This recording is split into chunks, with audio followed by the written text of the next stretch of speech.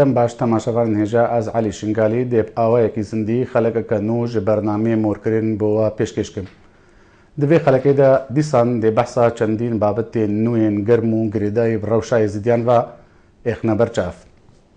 ژیانە ئاوارەبوونێ و شەڕێ داعش و ئەو کاریساتێن سەرێ خەڵکێ شنگالێ دەهاتین و بێبەهربوون ji کێمترین مافێن ژیانێ چ کاریگەری لەسەر خەلکێ کردە و بتایبەت ئەوێن دناوا کەمپادا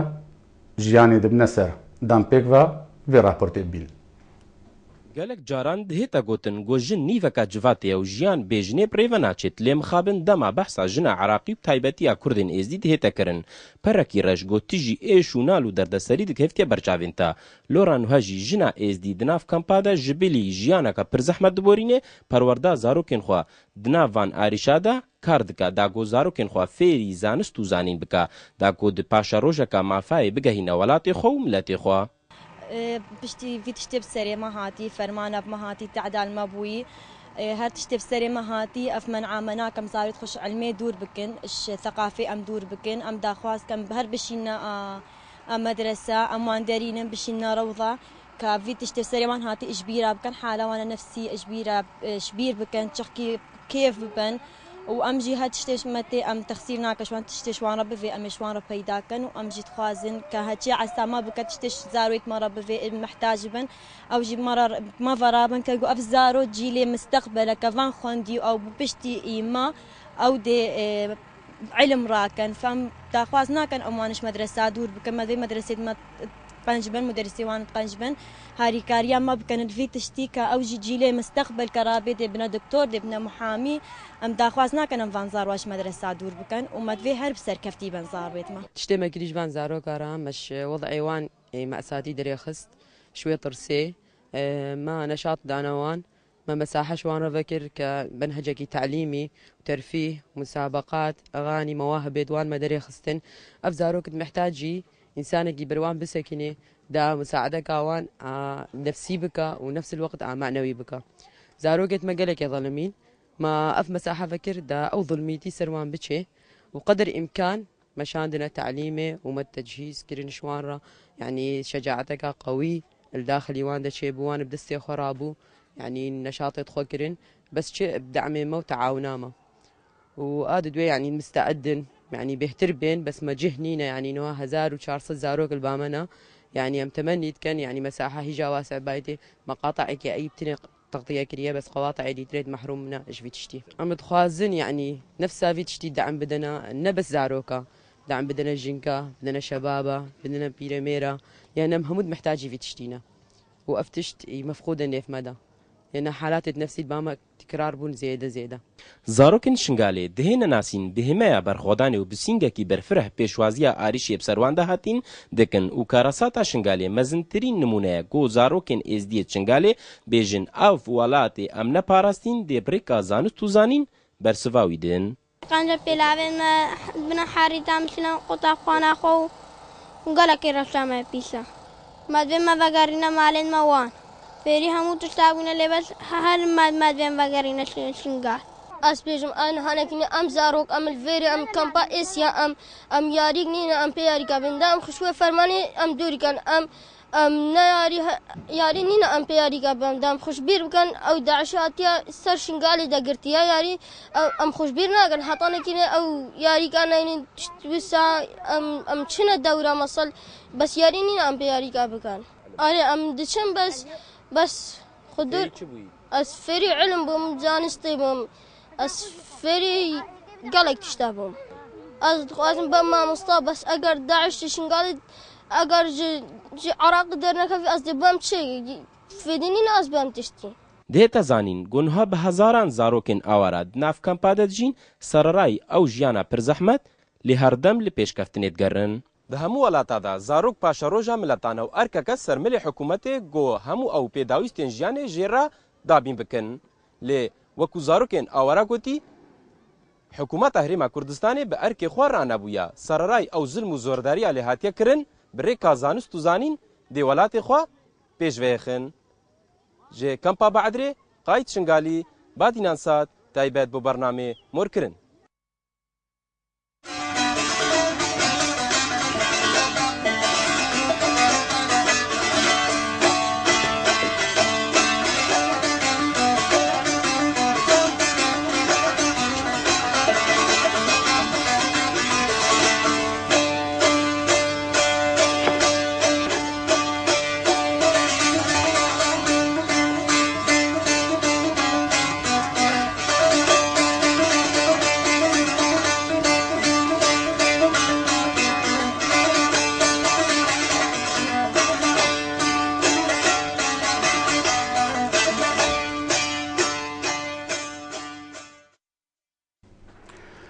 گەلۆ ڕۆلێ حکوومەتێ و دەستگەهێن ڕاگەهاندنێ ji bo rawestandina wî şerê derûniyê ke tîroristên Daeş digel xelkê dikin û bi taybet kes û karên qurbaniyan çi bûye? Êxîrkirina hezaran keç û jin û zaroyên êzidiyan ji laya tîroristên Daeş ve çi karîgeriya xwe li destpêkê li ser xêzanên wan kiriye? Pêtiviya hikûmet çi bike bo wan kesên bûyne qurbanî ku cidabûn li cem peyda nebêt û di nava civakî de îdyasayî bin. Dîvan pirsyara û çendîn pirsyarên dî arasteyî mêvanê xwe kin mamosta Edhem İsmaîl mamostayê Zankov derûnnas tu xêr hatî ke tu mêvanê bernameyê morkirinê. Mamosta êxîrkirina hezaran keç û jinên êzdiyan ji laya tîroristên Daeş ve çi karîgeriya xwe li destpêkê li ser xêzanên wan kiriye? Yani hindek jî hatbûn êxîrkirin, hindek jî qurtal bûn, hindek jî ew bûn. Çi karîgeriya xwe ji aliyê derûnî ve? Karîgereke mezin hebûye li ser xêzanê, li ser komelgehê pêk ve. Li ser her taka kesekî kartîkirineke mezin hebûye. Kesek di jiyana xwe de diborit qonax diborit. Ekşwan qonağa diborit navda qonağa enû ew zarok bû qonaxeke nav xêzanekê de mezin bûye. Vêce ew xêzana jiyaneke li gelek borandîn.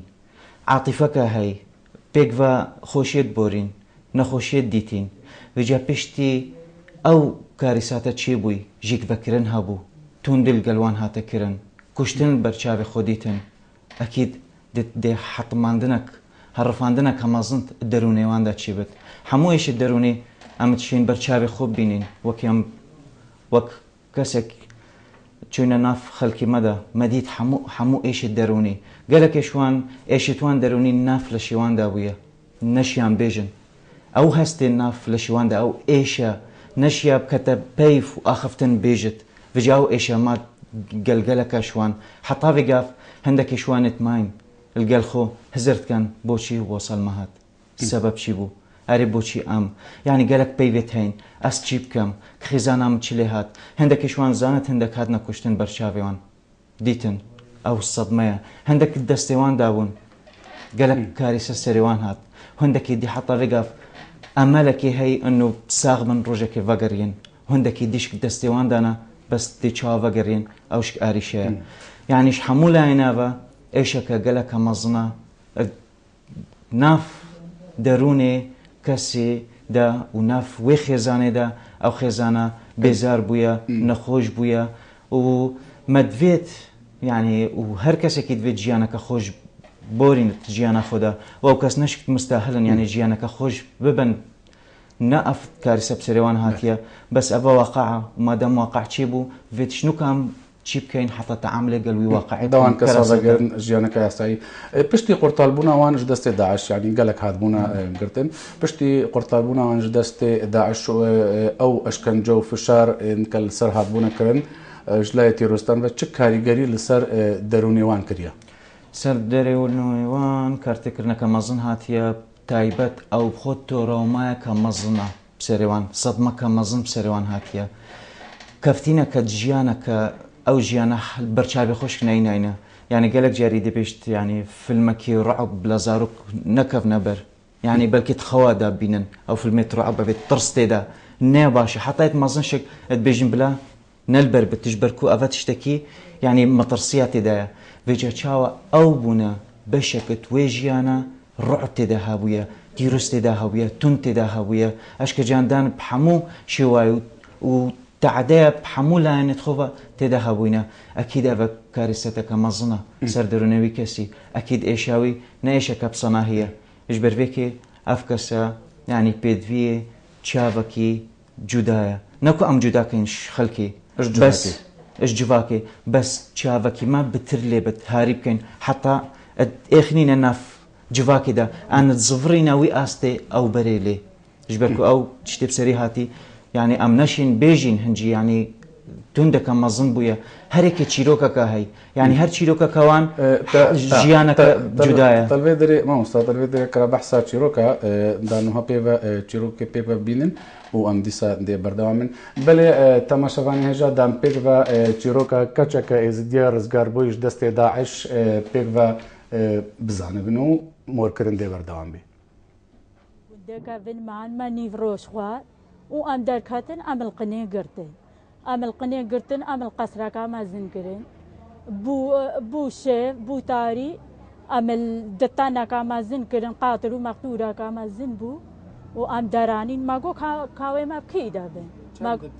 ام قالك بون هم الجنو زارو قيتو ام برنا موسل ام هاش روجال الموسل بون ام قيتت بايك بون قيتش ما قد كرن وامش موسل انين ام انينا تربيات اللحفره ما زن ام قال عبدو بالشريط دا امش تربيه جي درانين فدرك ورجي دابون ام درانين ام انينا قندان وزع عندن قندا ام القندا وزع عندن وتشب ساري ما كرن ام همش ياكو دقت كرن البي جوان کا چوبا پی بوک خوچوبا قیچت خوچوبا ات گریان لیل دان سریوانشت که ناندن کری واسی ما جی بکن ما گومه باز دنش خورا ما گو ها که نا گومه و بنا سوری گومه و بنا سوری ما واشیا کو دقت کن ما فروشن ام گریان ما گو ها که نا ما گو لازمه مش خورا باز دن مش خورا باز دا ام دشيفا مبريفا بون ما روجا كي خفيشات وزلامي ما تيمي وقرماما كيما كشتن الديار جافي ما وكشتن او جي قني كشتن الديار جافي ما وكشتن وزلامي ما او جو قرمامو او ما دستوان كلام چكرن ولدتانا كي كرن وما دي باروشن قالو برن وشوي جوارم تشتاكي زلامة من الزاني شاقي هون الموصل كم دكتور الحبسي ده؟ قال لك بون قاعة بون متشاقة كده بون شاقات تجيبو همو كاتشكو جنو؟ هم قيجو جنو زارو وقيجوش ما قد كرن بلي هاتن عندك تبرن يعني وكاكا شد تقول لهم يعني قو بالسلمان ببن ما قو زلامين ما بينن غامنين بينن باما اشترساب اشترسابو ما قو غامنين وياك تقول ناتش ليت كده قيتش عوائل بعوائل نفيسين كان دشوا قيتن كان دشوا جنن كان زارويت وانا وش ما قد كرن قيت برن عندك قيتش برن تنيد هاتن جنيفة قرتن برن نعم بيك ربرن وشوي جوارا ما قيجي ناديتن برن هار مالك يا كرن ددو كرن بخيرا وان كرنيتي بله مامۆستا ئەڤێک ژوان چیرۆکên تراژیدی و ئەو بێڕوومەتیا دیگەل شعالێ داعش و دیگەل کەچ و ژنێن ئێزدیت هاتەکردن بەر چاوێوێ کەس و کارێن وێ کوشتینە ji bilî ئەو بێڕوومەتی و ئەو دەردەسەری و دیتە ئەف فێد وسا دێ چاوە vegirina jiyana xwe yasayî حتى vegirن يعني نفسنا هي يعني وقت بيدفيت او وقت بيدفيت شك فيت توي وقتي دا ام هندك بيداوستيا بوان درخان كين جيانك باش بوان چي كين حتى تيدا بيجين وبين چارة سركرن بس يعني مع الأسف حالك تينا حالك جهك تينا جهك يعني پێداوەستیێتوانێت گیانێ تایبەت وێت پێدوی البەردەستی گەلێکیشوان نینن ژیانە خۆ بۆرینن ئەو ئێک گەلێکیشوان یانیوکی کەفتینە دەستێواندا هەرێکێوان چیرۆکەکە تایبەتە هەی یعنی کەسێکی ژنە کە زارۆکێت هەین زارۆکی توێژی قوتکردن دوورکردن ئەوێ تەحملێکت گەلێکیشوان هەوڵدان خۆ بکوژن و هەندێکیشوان ئەفکارەکردن و ژیانە خۆ هەمە بدوماهی کینان تەحملە وی مووقفێ نەکەن هەندێکیشوان ئەمەل هەبوون بەلکی زارۆکی خۆ دەستخۆ ببینن بەلکی ڤەگەڕێنە جارەکەدی سەر ژیانە خۆیان کەون بەلکی خێزانە خۆ جارەکەدی کۆم کەنەوە بەس گەلێکیشوان ڤەگەڕێن کەسێکی نابینن یعنی گەلک مەدیتن هەندێکیشوان یعنی ڤەگەڕیایە بەس کەسێکیش خێزانەوەی نەبووی ئەو بتنەیە ڤەگەڕیای هەندێک ژوانژی مەدیتن دەما شخەورات بن هیچ ئەم بەهۆر ناکەن پەلیمێ هیچ بەداعشن یعنی ئەو فعلا ئەو ئێکش علاماتی سەدمێ ئەوە ئەنو ئەو بیردانکەوان ئەو کاریساتە ئەو فۆتۆنە ئەو بێهنا ئەو هەستە هەمووی مای گەلک جاری یعنی خەو دەدێ هەست پێکەت دێڕابش خەو هەست پێکەت مووقفادا جارنا دێ چتە عالەمەکی دی ئەو عالەمێت ترسە سەدمەیە هەی تدبێژی ینی ئالێن پەیوەندیدار و ڕێکخرا و کۆمەلگەها نێودەوڵەتی بێ چ میکانزم دێشێن باندۆرێ لەسەر چارەسەریاوان بکەن ڕاست ئێکژی حەجمی کاریسەی مەزنە یعنی گەلێکی مەزنە یا دوێ ئەس بێژم ینی نەلدی فوی ئاستی بووە ئاستێ پێدوی ئەو احتیمالەوان ئەو ئەگەرێت خۆ بێژن بەس ئاستێ پێدوی نەلدی فوی ئاستی بووە یعنی بۆ نمونە ئەومە متحیدە چییە گەلک کارە بکات هێژبەری کاریسە چی بێت بەس نزام دەست سستی تێکرێ ئەگەرێوان چی بووە ئانکۆ کۆچەوە بەری کاریسات سەری بێت یعنی قەوەت هەندێک قەوەت هات چییە یعنی چارەکێ بکات هەندێکی دی ڕزگار کات یعنی هەندێک ڕێکاون بەس ئەم ینی ئەم دووری وی سیستەمێوانین ئەرێس ئەگەر چی بووە ئەش بەرێکێ گەلێک ڕێکخراوێت هەین چێن کارێکی باش بکەن پرۆگرامێت هەین پارێکی مەزن تێتە تەرخانکردن بۆ پرۆژێکتێت هاریکاریە زارۆکە بکەن هاریکاریە گەنجا بکەن هاریکاریە ئەبژینێش دەستێوان تێنەڤەگەڕاندن گەلک پرۆگرام وێت هەین بەس حتاچی ئاستی ئەو پرۆگرامە ئەو مامۆستا ئەو ڕێکخراون گەلک ڕێکخراون نافکەمپادا کارەکەن هەندێکژی گەلەکژی تیم هەینە یەن چارەسەرکردان نەخۆشیێن دەرونی وەکو پسپۆرێک و مامۆستای زانکۆ و کە پسپۆری بواریدا ڕۆلێوان چاوت بینی و وان گەلک ڕێکخراو کارتکەن دوان چاوت بینی هەندێک تایبەتمەندێت هەین کارتکەن گەلوان تیمە ئەو باشە حتا ڕاددەکی بەس گەلک ڕێکخراوە دێت هەین پرۆژێکتە دەستخۆڤەتینن بەس کەسانت پسپۆرت نافواندانینن یعنی بەسکان نەما فەندەکەی ناین پارەکەش جیهەکی ئینان وێ مەشروعەکی چێکەن وێ پڕێڤە بن ئەوە دەست پێکردم دوماهێکی ئینان بەس ئاوتکەم ینی دوماهێک نەتیجە چییە گەشتنەچی حەدی ش بەرێکێ ینی بۆ نمونە زانکۆوە دهۆک زانکۆوە زاخۆ گەلک مامۆستایەت هەین گەلک پسپۆرت دەرونیەت هەین چێن پێکڤە کار بکەن وەک ستیشاریەک وەکی ئێکی کەسێکی ینی ئیشرافی سەروان تەرخەمیەش ئالێ ئیدارەن کەمپاژیڤە کو ئەو کەسێ نەما هات و نەپسپۆر و نەهارتی ئەومە هات و ئەس ڕێکخراوم و ئەس تایبەتمەندێ نەخۆشیێن فلانی فلانیمە و دێ چارەسەرکەم تو نابینی کە کێم تەرخەمیەک ژیاژی کاریوانژی هەیە مشمە بەتر کێماسی وان جیهەتە هەیە ئەف جیهەتێت بۆن پرۆژێکتا قبیلکەن بێکۆ ئەبزانن کەسانت پسپۆرت نافواندە هەینە مەفایبگەهینن ئاننا ئش بەرچی ئش بەرکو ئەو کەسێک چارەسەرکردنێت کات بەلکی ئێک غەڵەتی ئەش دەفوی ببت بتە کاریسەک بۆ کەسانێدی ژیاناوی هەمووی بتر تێک بدەت یعنی دەرونەوەی هەمووی تێک بدەت بۆ ئێک پەیوێ ئان بۆ بێشتێ بەس ویکاری بکە کاتوگەهیە وی ئاستی خۆی ئێ باش ئان ڤەگەرەی دەرونێتە باشتر بێت بەلکو ئەو هزراوی نەلدی فواقعی ئێ کەسانێ دیە بەلکی شونا چارەسەر کەت خراپتر لێ بکات یعنی ئەڤە مەترسی شوێکێنە هەندێک پرۆگرامێت هەین ئانکو هەندێک ڕێکخراوێت هەین بەس بۆ تەوعیەنە ئەو چوو ئاریشە نینە هەر کەسەکە چێت بچن دەورەکێ بۆ دوڕۆژ هەفتەیەکێ کار بکەن چاو خەڵکی تەوعیە بکەن شیار بکەن تەثقیف بکەن ئەڤە هەر کەسەکە چێت كسكي قش بتا أستكي بتشيك يعني بلندنا أستكي مزن يعني حتى خريجي زان كويبت اتشيت قالوان تيما كار بكت قال هندك بروجكتا بس هندك بروجكت ديت هين اتشارا سركرني أفا نحمو كستشيت كار بكت بريفبا زحمته ما مستوى الرول حكومتي ودزجهن راجهاندني جبو راوستاندنا ويشر دروني كداعش قال خلقت كأبتايبتجي كسكارين قربانيان ترولي وان شاود بيني يعني تزاني كداعش قالك احتمال اللي صار شر دروني بخلقي ردك داعش دسبيكي يونكياتي هر دسبيكي جوهر او بوشيت بجني الرخراو يعني الرخراوكا يا هاتيه تنظيم كرن بريهنجي سيستمك هابويا اداره خو هابويا بلان خو هابويا وكست بسپور و شارزاش كوانت هين زانن چاوا هدف خو ارمانجي خو دست خو بينن جاريكي ونكي هاتين زانن ديف سيكولوجيا خلقي خلقش ترصد اش مرني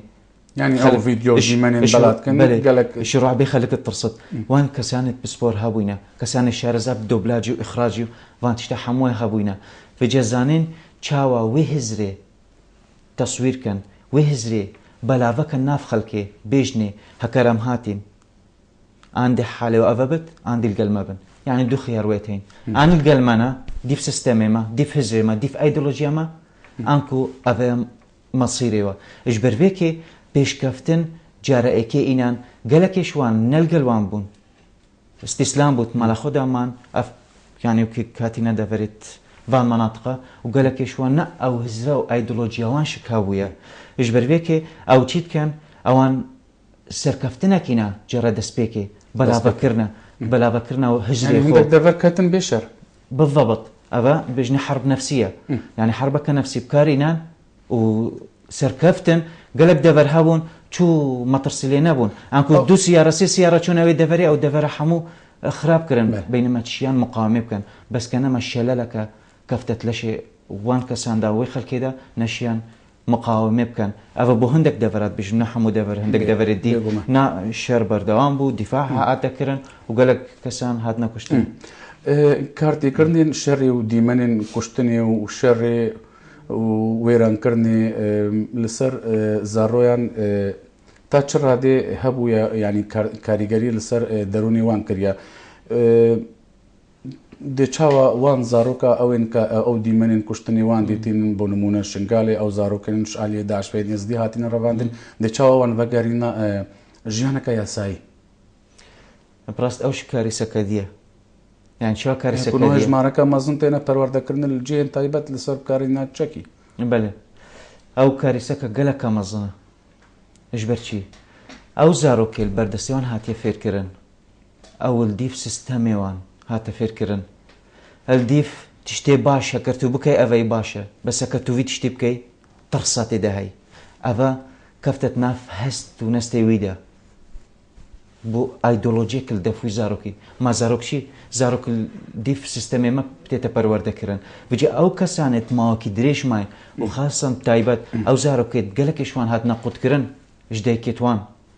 برن ديف سيستمي خو تدريب كرن ايشاندن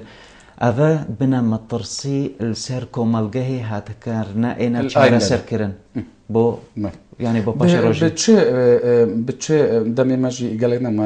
ما مستا بتشي ميكانيزم دشين جاركا دي دروني وان خزانو زارويان فاغارينن يعني حكومة تشبكة تش بروجرام هبين تش بتشريكا مؤسسات تين في التفعيل كتوان مؤسساته يعني ما يجي هي مركزي دروني الدهوكي كاري خوي هي تيمكي قالك سركفتي باشي هي وقالك كارش كيكرين اتشين توي مركزي دا كسانا ورقرن ابيت حالات توصى هاتين ابيش دستي داعش فقر يعني اوان كسابين بوما حفتيكي هيفكي الديف رفتاري توي ات هاتينا فيركرن حتى وي رفتاري هاتي فيركرن وي رفتاري نهيلن بيجي افا الديف بيجن يعني سيكولوجيا وان ان چارە سەرکردنەوان یا زاروکی جودایش کەسێ مەزن ئەدوێت ئێخینەت جەوەکی لاریادا ئان پڕێکار ڕسمێ ئان یعنی کابزانت چی درستە چی نەی درستە فێری ڕفتارت باش بێت و بزانت ڕفتارت خراپ ئەدوێت کار نەکەت کا دووری وێ فێرکردنە بوی الدستیوان بله مامستا کدوما هیک پرسیار رول رکخراون بیانی چه بویا و چند گرنگ رکخراون بیانی تایبندمند خل لوی بابتی بکنه خودان و هفکاری که وقتا گوتی گلک الزانکویا و هینا دهوکی گلک تایبندمند هینا درون ناس هینا مامستا زانکو هینا پسپور هینا لوی باریده رولیوان چند گرنگ بویا که بینو ارکی خورابن يعني قالك شوان كارين باشكرن حتى رادكي بس نلدي في حزت ما يعني اتمب يعني جيفاكي بيان اتفي كارثاتي مازن نبويا اكجي يادي وان بيوندي قال هندك جهاتها هبويا بس قال جهات دي نبوينا يعني زانكوك جهك بسپور اللي هين شارزا اللي هين بلاني فاكولينيري بلاني شارع سركرنا تشيل شارع سركرنا يعني جستيبت ان تختار الدرونية هين هروسا هين ما مستعد شارع سركرنا بيكو درماني بدن قالك كسانة هين اتناف خلقي كامبادا يعني اتفير بونا مادة درماني ادفيت الشيار بون بوان هابت نحمو ايشك بدرماني تشيد بت قالك ايشتين بريكا شارع سركرنا اخفني وعلاجي وقهرينا ستايلي هزر كرني دي ايتا شارع سركرن جبر فيك ما مستا هاجر كرتي او كسين او كارثات بسر دهاتين يعني جي نخوشين دروني كبسيخ ثاني شيرتك قلك قرنتلوان بكي دي تشي بيجي شيرتك قلك قرن قسلوان بكم از بس تاكيد الخالك بكم انه لشتا وكي هزرتا وكي درونتا هستتا فيت شافت الحمو افان هر سيابت تو مشكي خبزانا تشاوه هستكيا وهزرتكيا تشاوه تو بلا پیش بینیک هبت بو حمود چی بت خوش نخوش بس هزر کرناتا بلا هزرکا باش هبت چونگو هکر کاتو خو باش کی کاتو بیا کسا کی هاریکار دست خودریش کی بو کسان دی لشی خو وت لشی خو چارا سر کی چارا سر کی ابریکا يعني قالك تمارين هين يوغا هي ابريكا تامل استرخاء تشكي راحت الدل شي خوب لا شي تشكي راحت بك قالك كسانت هين يعني دي هزر كدي باش از خو چارا سر كم بس لشي خو تلت بينما لشوي وضغطك كفتي في الشارع كمزنا كفتي سر ستريسك كمزنا تقلص عضلات جهازي عصبي التعبيه في ريفريشك بدتي في لشيويش جارك هذه خوش بت بله امام مستعد زانكو ادهم اسماعیلو دهر وها درو الناس سپاس کت میوانی برنامه مورکرن بی بله تماشاوان هجا بادینان ساتو تایبتی برنامه مورکرن بویا درگه بو گهاندنا پیامو ناسکرنا هنرمندین ازدی کو اورو پتریا ستران وانجی لسر کاریساتا شنگالیر ابوینا افکار ما محسن مزوري لولات المانيا دي دارك دقال هنرمندك ازدي كريا دام بيغفا في هنرمندي ناس بكن بين التلفزيون بادينا صات ام جركا دي هاتينا خدمتا ملاتي خدا وك افرو ما بيني بفر ميفانداريا مالكا كرد لالمانيا الباجير نينبورغ هنرمند يكرد كاك زردشت هم حس كاين بزانين كاك زردشت كاتشبه ما حاضر كريا وك هم شافه بوينه ميوانه توي وك برادر تيما تلفزيون بادينا صات كاك زردشت مرحبا ايسر شافا بخيري اهلا بك كاك زردشت وك مزاني افرم بوينه ميوان مال هوا وك هنرمندك كرد يزيدي الكردستان باكور جدايبون ديار بكره تشيبو ما بيجي وقتو الألمانيا چوانكي كاري هنريت كي كي محسوم بخيرات النواد دسبيكي دكين وام دبيجن تيو كاماروان مقطعات سرناوي تيما بعدين انسات بخيرات النواد دكين بيروز بايج بوا دخوازم ام قالك كيف خوشن قون بوني رو ميواني ما كون دنجي ما دكينن ملاتي ما وجواكا ما قالك اس كيف خوشم وراستي كك محسن از وكا هنرمند كيجي باكوري ولاتم باكوري كردستان اجي بشي تركي اجي هريما ميرديني وهنرمند كي جواكا يزيدي ما وقالك صالن كاري هنري شي بيجي كان صالن والله نزي 20 سالة 25 سالة هاي أقول كاري هنري دكم يعني كاري هنري دكم ليه كاري هنري قلت بيجي يعني صديق صد يعني هوقا سالب كاركي بروفيسيونال وصدي صد ما جبو تاني هنري ما كار ذكر نا يعني وقا دسبيكي نافدا دجيان لي كاركي ورا ما كاري ورا اشخورا كيفي لي دخست ليس كارم بيجم يعني جوان 25 سالا نيفي جي بيتر 15 سال هيا كو ام كاركي يعني كاركي مزاني بوم كاري هنري دكنو بر بروفيسيونال ده بس قاوا قوما دس كاري هنري دكر تنبون كيم بون هنرمند كرت اجي نافدا يعني هنروان تاني دعوت بون جواك بون مالا يعني جواتا دا تقول ماشي بي هواي دعوتا شاهية دست بيكي كاري اي جواكا وستران بيجيا موال يعني اي جواكي هناك جمارة زور بو هنري فولكلور يعني كي دست بيكي براني هنرا فولكلور ما دست بيكر ناف مالي دا ترنش ناف مالي دا دعوتا دا شاهية دا ما بي هواي دست بيكر يعني حياة دمكي حياة نها وأنا جي أم كاري إنسان ما الفرا كالي دعوتا أو شاية وان أم دشني أفينداري والله أزبيجم أدمي تسرته ألبوما من الداويدا بله از پرچاکی تنجی بیزم بله ورا هوالی بله نه لسر الخريبية اجتنابون از دور تكتم بر خدا خريبية افچان سالن زدوری تما تلبر شاوه خواندیه اجتنابون از دور تكتم بر خدا خريبية افشان سالن زدوری تما تلبر چاوه خواندیه تلبر چاوه خواندیه وای ورا ورا وی هباله التشرینه پر زلاله خودش بیرامت ناره نصبه و نعواره تجاج بیرامن خطناره وای هيك يا ماتينا برنامج خود ديما هيك وقت تشايا بو تلفزيون بادينان سات بو في برنامج بيش بكافت از پیشیا دست پیک راستی جی بریا کوم داوی بینن هیویا از هیویا دوباره جبو بعدين سات حمور و بریوی رزو حرمتی خوا جبو حمو کسی پیشیا کمری و دو کمری از بیجم و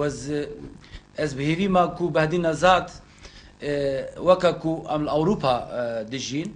تاني بعدين ساد لسر ساتلیت کی تاني وشانه دکی از ویهیه ما اگر امکان هبه اگر قوات آوان هبه وکا حمو تلفزیونی ما کو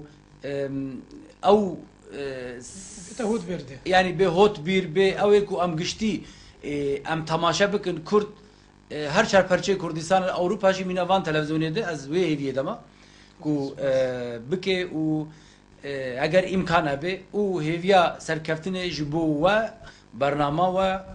حمو خبرکار بعدين تي في دكم سرکفتنی جواد خوازم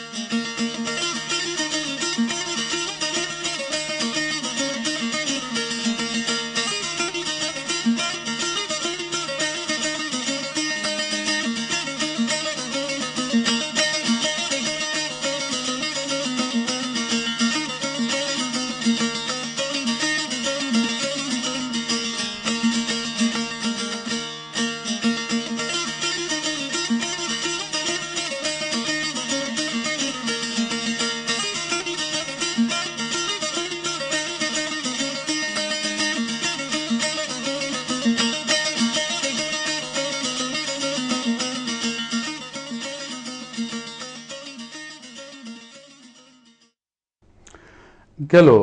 ژن و زارۆکن ئاوارە دڕەوشەکە یاسایی دا ژیانێ دبنە سەر گەلۆ ئیدارێن کەمپا و ڕێکخراوێن نافخۆیی و ناف نەتەوەیی وەکو پێتوی لە هانا خەڵکی هاتینەوە دبەردەوام من لەسەر کاریخوا گەلۆ جیهێن پەیوەندیدار دەگەهاندن و خزمەتکردنا ئاوەراندا چ ڕۆل هەبووینە دێڤان پرسیارە و چەندین پرسیارێندی ئاراستەی میوانە خۆکن لازمە شنگالی چالکوانەکە ئێزدی تبخێر هاتی کە میوانە بەرنامەی مۆرکردنی خێرانداربی سوپاس سلاڤۆڕێز بۆتە و هەمووی تەماشەوانی قناتی بادیناسات سوپاس بۆ تەژی و سوپاس بۆ هەر کادر و کارمەند و ڕێڤەبەرێکی ئێڤی قناتی بڕاستی بەرنامەی مۆرکردن باش شەمعەک المالە هەر ئێزدیەکیدا تێتە ڤێ خستن vê دەمشمێرێ سپاس لازمە خان مەزنترین ئەریشاک و ژن و زارۆکن دناڤە کەمپادا ژبەر دنالن چییە ینی ئاریشێن ژنکە چنە ینی مەزنترین ئاریشاوان مشکلاوانە هەرە مەستری بەێ بڕاستی ژن و زلام گیانی gelekêjêkit ferqin ئاریشا ژنە هەرە مەزنترن ناڤە کەمپادا ئەوە هەکە ژنێک ینی بکەوە بەرحاڵی خۆ بۆوە لەدێ ئەو ینی حەوجەی دکتۆرەکە نیسایە ئەکیدە ناڤە کەمپادا لێ هەتانها ئەزە بەهۆرم 14 کەمپەل سنوورێ پارێزگەها دهۆکێنە نۆژدارێک ئەم بژن دکتۆرەکە وەلداندنێ نینە ناڤە کەمپاکێژیدا ژبەروێکەژی و gelek ینی ئاریشە ژنێ دیتر هەینا ژنەوەکی زلامیە هەردەم ژنە ماڵدایە شۆرێ مالی هەموو سەر ملێژنەیە ژن دایمەن ئەس بێژم حەوجەی هەجی تشتێ بژناڤی گرێدایی بێ حەوجەی هەموو تشتیە لێ مخابن تشتێکیشوان تشتا هەمان ناڤە کەمپا دەنینن ینی ئەس بێژم حەوجەی مستەمر و مستەمر ئاوا گەرمە حەوجەی کەهرەبەیە gelekیشوان ژنکە موظفینە نکارن چنە دەوامێت خۆن نکارن سۆپێت گازێ هلکنە ناڤە کەمپادا و تەرکە چادرا خۆ بدن هەما کی نابژێت چادروێ ئێتە سۆتن بوان زارۆکاڤە ئەنی gelek مشکلەت ژنە ناڤە کەمپادا هەینە لێ مخابن کەس ئەوژی هاوارە خۆت گهینە حکوومەتێت گهینە ڤان ڕێخەرەوە لێ مخابن کەس بەرسڤاوان نادە بەێ لازمی خان ما پەیوەندێک هەیە داوەرگرن و دیسادێ بەردەوام بن کاک خەلیل ئیڤار باش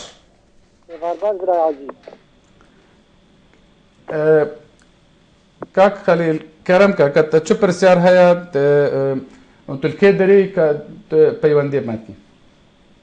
ئێڤار باش برای عەزیز باشی دەزم گەلوامە سەر چاڤە ئیڤار باش توژی تبخۆشی ئاوارەیی بله کەمپا بادێ مەلێزینگی دێرەبوونی بەێ ئاریشێن ژن و زارۆکên ئاوارە مەزنترین ئاریشێن وان کە ژبەر دنالن چینە کە کو بابەتێمە ئەڤرۆ لەسەر vêkerەیە خودێ برای عەزیزم خودێ هەما ئەز بەێ کەرەمکە خودێ زارۆکێت شنگالن کەمپادا gelek halêwan nexweş ama ez dijmete û kes harîkariye bo me nake hema ez dijmete û halê pîra gajî û misteşvê me evê diye daxilî kampê de xudê em şên hegereyekî me nexweş bê destek hebî serî şê li wê de bre ez xudê tiştekî bo me nakin ama ez dijmete ser hindê de dijna me jî malê xwe bre ezî heta noka ne kehreba hatiye bo me û ne ava bo me hatiye û çi xizmetguzarî bo me nekirine bre ezî کاک خەلیل دکتۆر تەختورên پسپۆر یانی دێت اختصاص ئێت ژنکە دەمێ ژنکەک بکەوێ بەرحاڵی خۆدا کەمپاوە هەینە نه خودێ برای عەزیز نینە خودێ هەگەر بکەوێ بەرحاڵی خۆشی برای عەزیزەک بەێ سپاس کاک خەلیل یەکش هەواڵت بێژن پەیوەندێکە داویژی وەرگرن کاک زیاد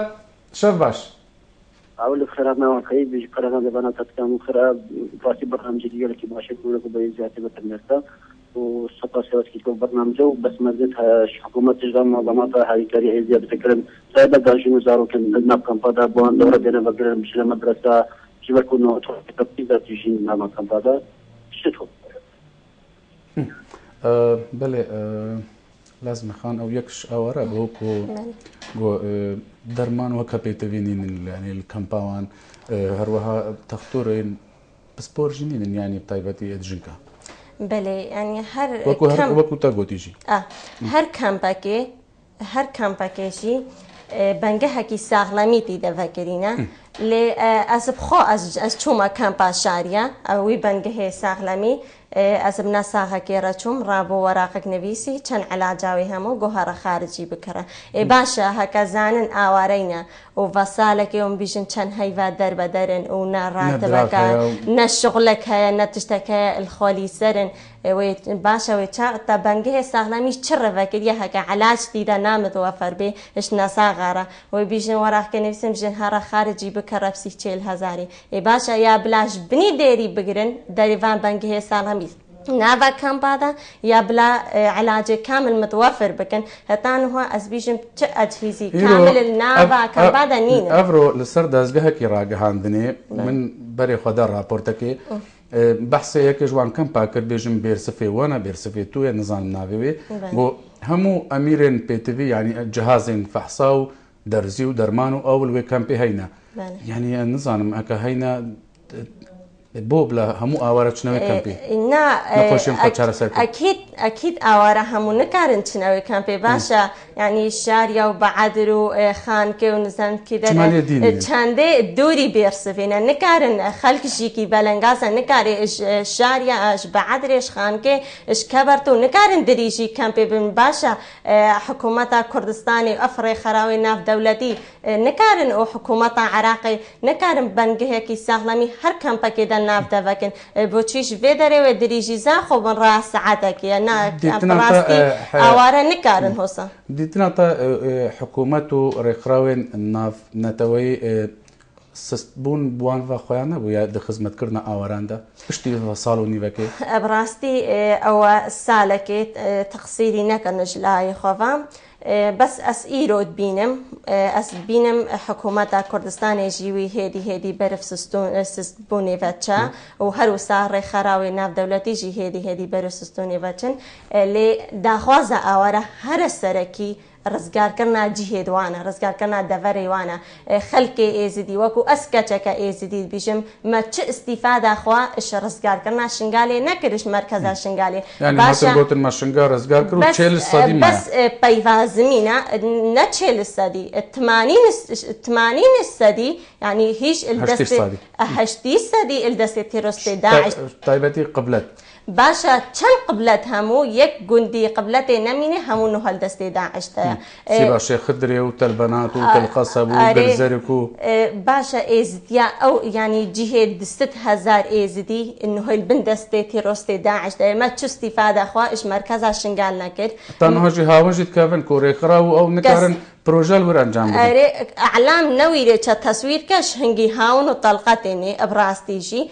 چما جی اوا ازدی ودا خوازید کن بیشین پاچرا و ساله که چند ماه ام دربدرن ام الخالی سرن چرا جیه مرزگار نکن سر بلند تایا خورا کس شنگار رزگار بکه اوش مره نچه حله و نچه فیدهش یعنی که چون پروپاگانداش خورا کردن ما شنگار رزگار کرو او چستیفا بناوی خوشی بناوی هر ایزدیه که سپاسیا سروک هریما کردستانیت کن و سپاسیا که گرم جی الپیش مرگیمات قهرمان جیت کن بس براستی ما چستیفا ده خوش مرکزه خوشیل هەڤالێن دیژی بکەن بلی پێشمەرگەژی گەلێک هێزن دیژی هەبوو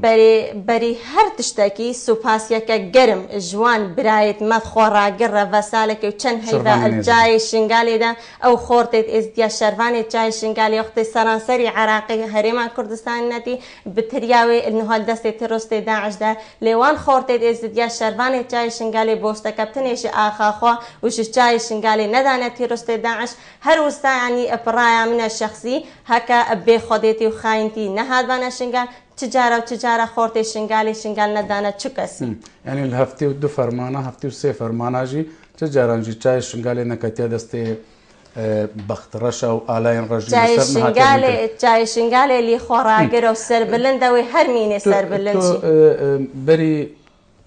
روجك بري چندك امريكا راج هاندو بيش بينيت كن يعني توقعت كن كم موصلوا تلحفروا او درين دي الافصال دجي نينا رزقار كرنش دستين داعش باشا او دافرين تلحفروا دي نينا رزقار كرن خلكشن قال دي تشاو بقرينا سر مالو حالين خوا يعني كواتا معناه دي مينن اللي نافا فان كامبا دا بلكي صالة كادي صالوني وكادي روشا وان دي تشاو هبي براستي أزد بينم يعني روج بروجي أفريخرا وخد سحبينن بزانن هكا الشغلات دريجة وخلق شنغالي تجارة هتا چند گندید ایزدیا هموانینا رزگار کردن بهوارنا که چه کسی ایزدی وگرگ مالا خوا و امد بینن هکا روزانه چند ایزدی وی کوچ برد بن چند دربدرد بن و چند ایزدی ویل آوید اینا مسیر دوان نی دیاره که کسی لی پرسیا کسی بحث کردیا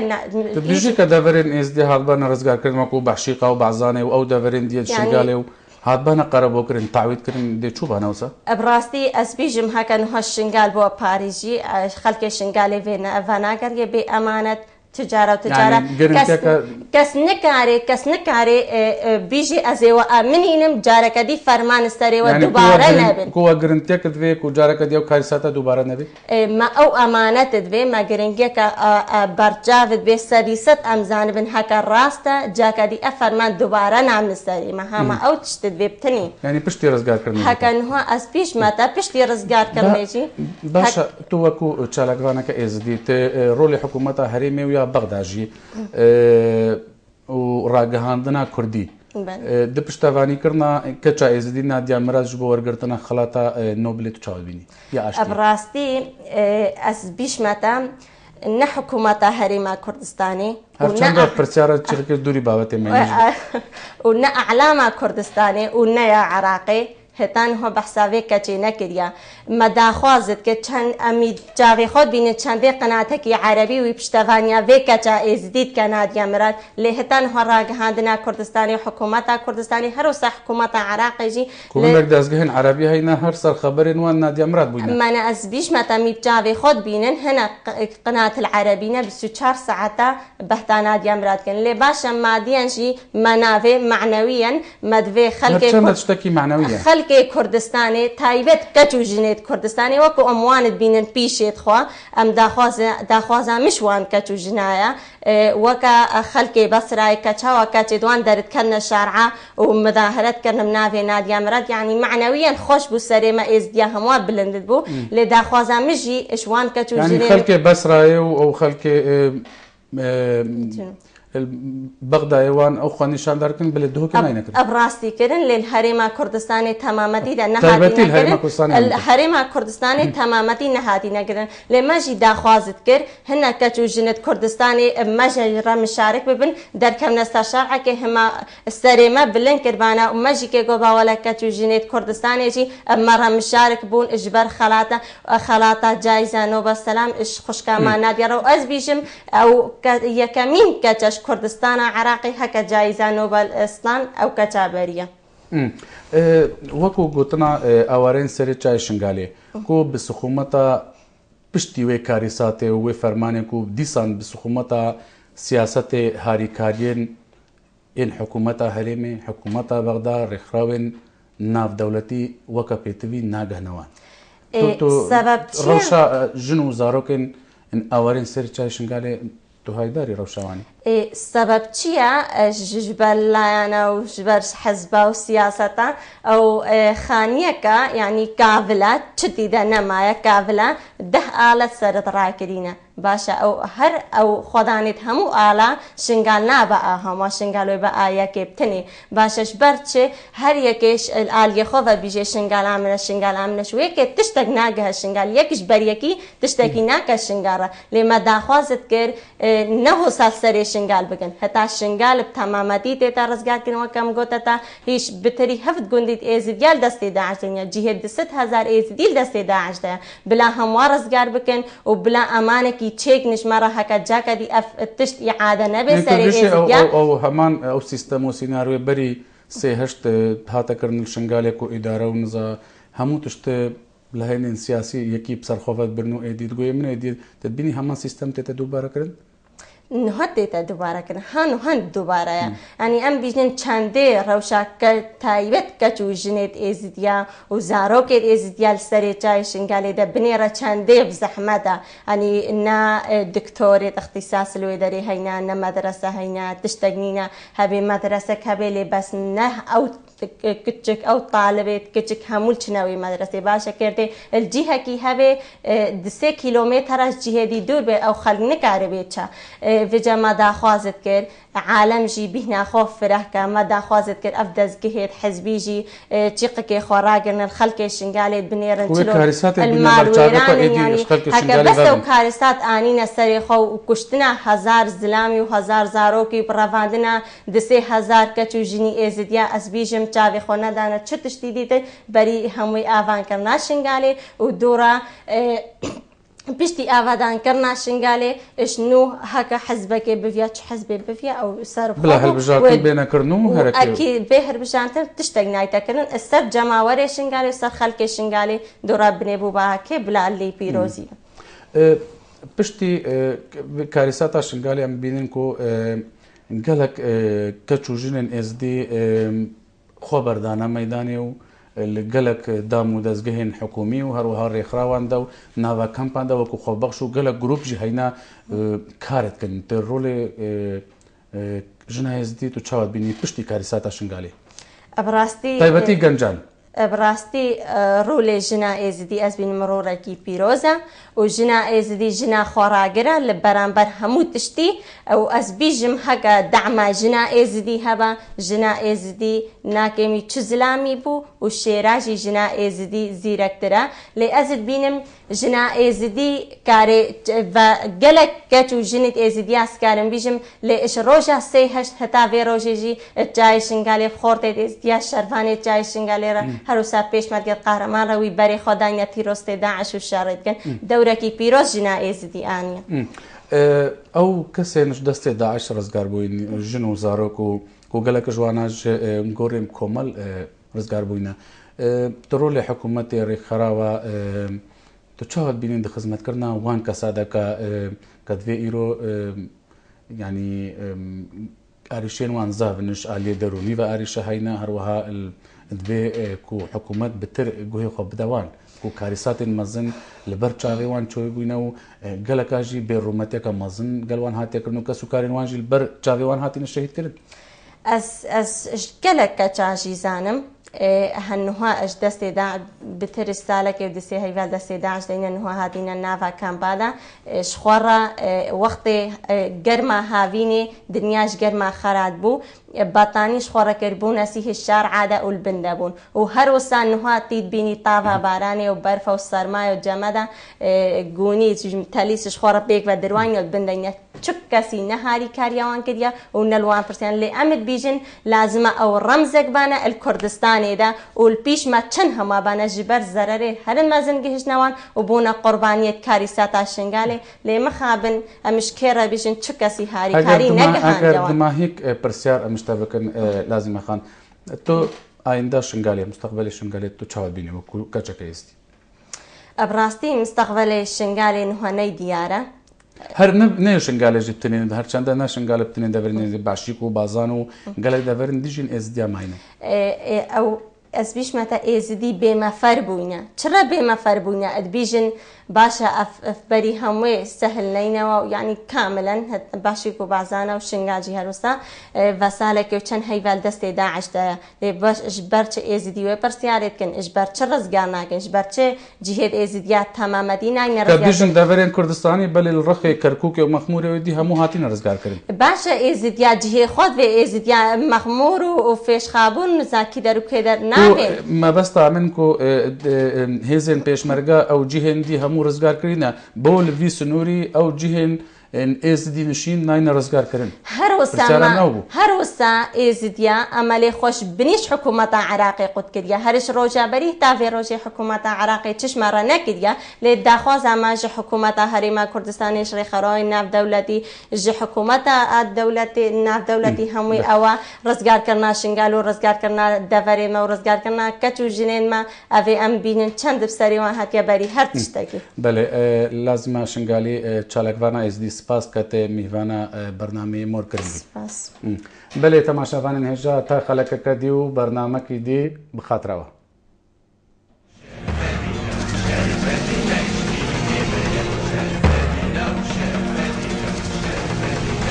Oh